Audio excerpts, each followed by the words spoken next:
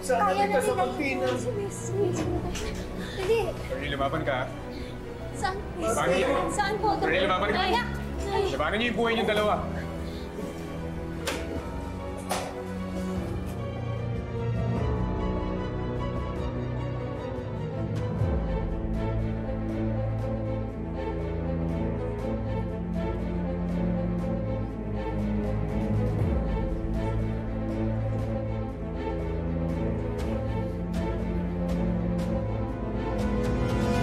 Ernie, lumaban ka.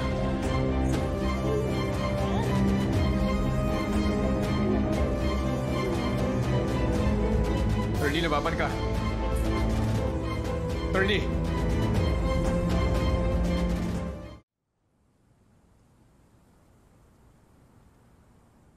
Rexy, are you okay?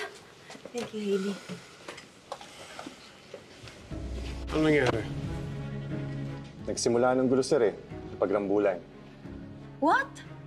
Kanina ko pa sinasabi sa'yo, they provoked me. Nauna sila. Huwag na po kayo magsinungaling. Marami pong ebidensya. Sorry, sir. Ma'am. But from now on, banned na po ang anak niyo sa club namin. And you think papayagan pa rin namin siya pumunta dito after what happened? Dad, hindi ko nga kasalanan. Let's go.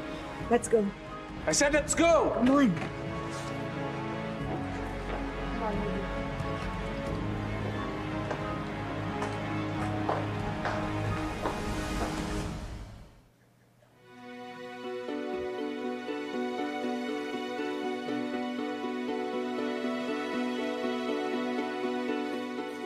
Lilet? Si Lilet! Si Lilet!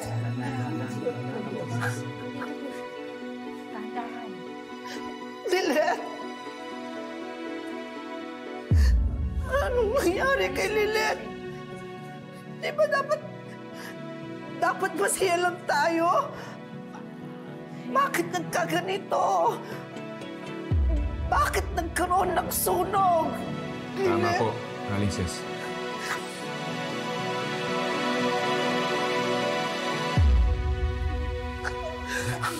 Esty. Ernie? Esty. Tingnan.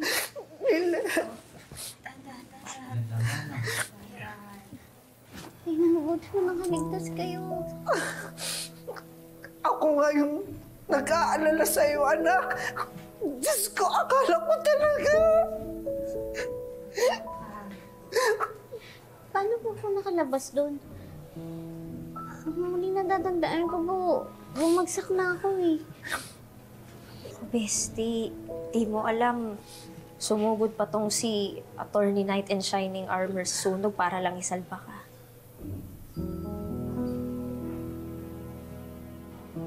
Ginawa mo yun, Kurt. Maraming salamat, ha.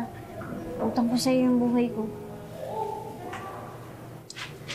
Papayag ba ako na mabawasan yung mundo ng isang magaling na abogado? Ang dami mo pang ipapanalong kaso. Tapos si Ino, papalayain mo pa. Di ba?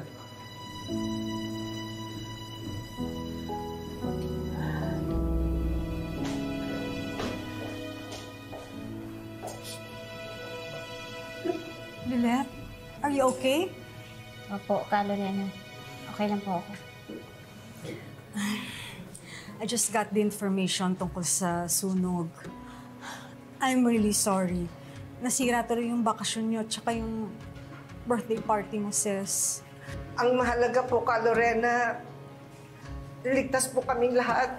Nagtataka ako kung bakit nagkasunog doon. Well, check naman yung mga electrical wiring sa resort. Ayun na nga po eh. At saka, wala naman po kaming narinig na kahit na anong pagsabog bago po mangyari yung sunog. Baka naman sinadya. Sinadya? Nino? Liars! You will regret this! Pagsisisihan niyo yung ginawa ninyo sa akin. Gagawin ko ang lahat para pabagsakin kayong dalawa. Sila lang naman may motibong gawin sa atin to eh. Puntahan natin sila, Tinang. Ipapamukha ko sa kanila yung mga ginawa nila sa atin. Sumusobra na sila. Lilet. Kasi tama naman din. Look what happened. Sinabi ko kasi huwag ka lalabas. First it was drugs. Tapos kayo nakikipagbasag ulo ka? What's next, ha? Tama na nga, Dad! Di ba I told you already, hindi nga ako yung nagsimula! Bakit ba ayaw mo akong paniwalaan? Trixie, don't shout at your father! Don't tell me what to do, Mom! Tinawag nila akong pathetic, malande, pakawalang babae. Anong gusto niyong gawin ko? Umupo lang doon? Manahimik habang tinatawag nila akong ganon, Dad? Hindi mo na sila dapat pinatulan. No! No! Hindi niyo ako naiintindihan! Trixie! Stop shouting at your father! No! Mom! I'm so tired of all these people calling me names! Calling me a liar! Calling me malande! Pagod na ako! This is all your fault, Mom. You pushed me to Ino para sirain si Lilet. Para lumayong loob ni Dad sa kanya, di ba? Wait, what? Come on, Dad! Huwag kang mag-react na parang nagulat ka pa. Na parang hindi mo alam yung struggle ko just to get your love and attention. Na effortless na kukuha ng anak mo sa labas. Na parang wala kang kasalanan dito. Well, in fact, the truth is, ikaw yung punot dulo ng lahat. Lumabas kayo, Dad! Parating niyo ako!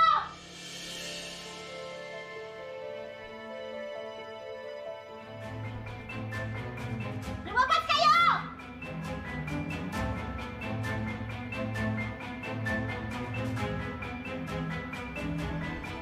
Ang aga-aga naman, Lilet. Nag-ieskandalo ka na? Pwede ba? Huwag kang magpa-inosente dyan. Aminin mo na ikaw yung may kagagawa ng sunog sa rest house.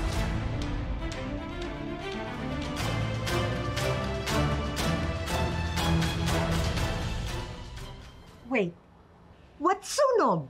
Stop the act, Patricia. Alam mo kung anong sinasabi ni Lilet. Muntik na kaming mamatay. Nakita mo to? Muntik na akong mamatay. Muntik na mamatay yung pamilya ko nang dahil sa kagagawan mo. Hindi ko makakalimutan na pinagbantaan mo kami nang tumistigo si Tinang laban kay Trixie sa korte. I'm not a murderer, Lilet. At hindi rin ako ganyan kasama kong mag-isip. Unlike you, who will do everything to go against her own sister dahil lang sa inggit. Inggit saan? Sa masayang pamilyang meron kayo? Ilang taon din ako nanilbihan sa inyo. At walang saya sa pamamahay. Sige po, ma'am. Hintayin niyo na lang po ako sa opisina ko.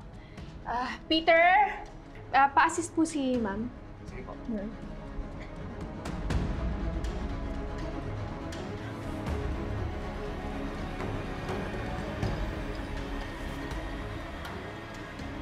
Ano yan? Di ba yun yung anak ni Mang Isko, yung nasagasaan? Oo. Kasi naaawa ako kay Mang Isko, tapos yung anak niya, kaya punta ko muna dito sa office para mabigyan ko ng konting tulong na pera. Tulong? Nang dapat nagbibigay yung nakasagasa. Dahil responsibilidad niya ang magbigay ng pang-hospital bills hanggang sa makarecover yung biktima, di ba? That's not what I see, Ira. Kasi kung tratuhin mo yung tao, ganun-ganun na lang eh. What are you trying to point out, babe? Hindi ko lang alam kung anong dapat kong isipin eh. Kasi pinipilit ni Lilet yung side niya sa hate and run. Tapos, sabi mo, tinutulungan mo yung tao?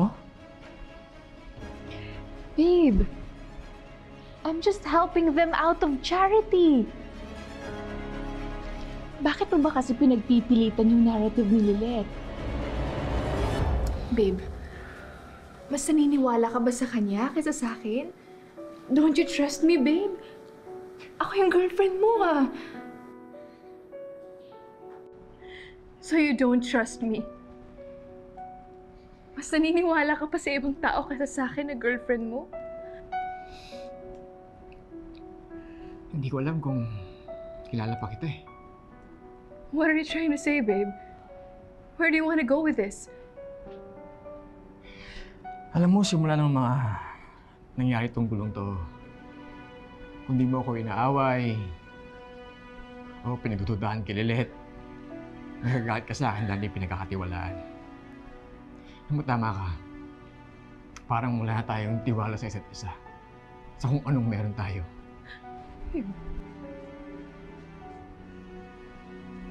Babe, stop saying that. Hindi. Babe. Hindi. Itigil na natin to. Kasi ayokong malaman ko ang totoo. Bago pa masira yung tiwala ko sa'yo at yung bilib ko, ngayon pa lang, tigilan na natin. Bonnie! Bonnie!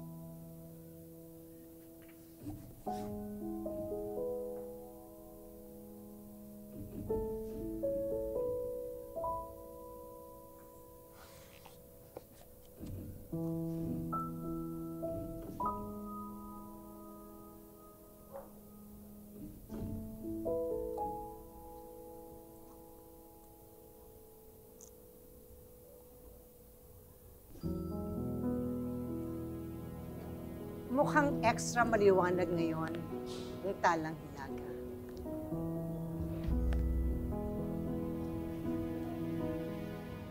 Polaris. North Star.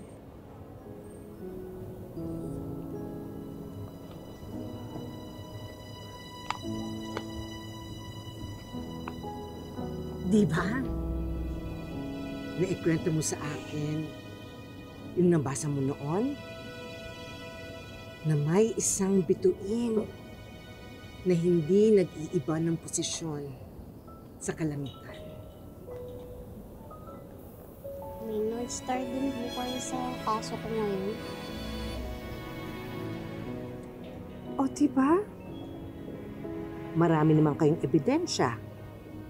Tapos nag-aaral ka pa ng ganyan. Lilet, maraming magiging gabay ka para sa katotohanan.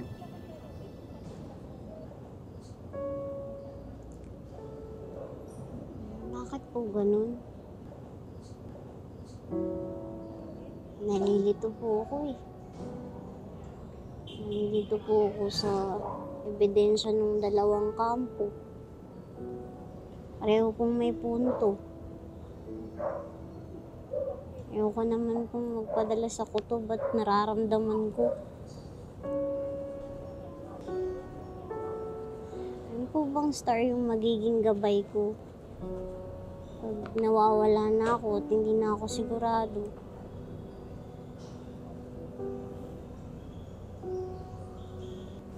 Yan. At ayan ang makakapagsabi sa iyo. Sinanay ka ng pag-aaral mo at ng karanasan mo. Kaya ka may matalas na kaisipan at matibay na puso. At yan ang magiging kompas mo kapag tila naliligaw ka na. At yung mga kakampi mo, sila ang North Star mo sa anumang kasong haharapin mo sa buhay. At ang gabay mo,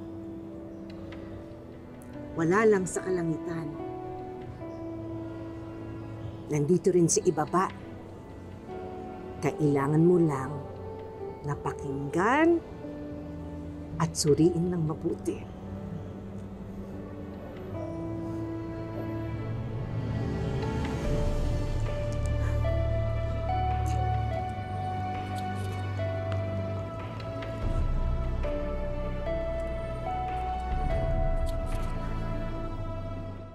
Maniwala ka kasi sinasabi ko, na? Nay, tigilan niyo na nga yan. Kala ko ba nagbago na kayo? Pero nagpapaniwala at pumapatol pa rin kayo sa mga chismis na yan. Pag ikaw talaga napahamak ka sa mga ganyan. Tsaka, unti na lang, buhusan mo ng bleaching agent yung buhok mo. Full package marites ka na. Magkano na yung peg ko? Nay, tignan mo yung mga kapitbahay natin.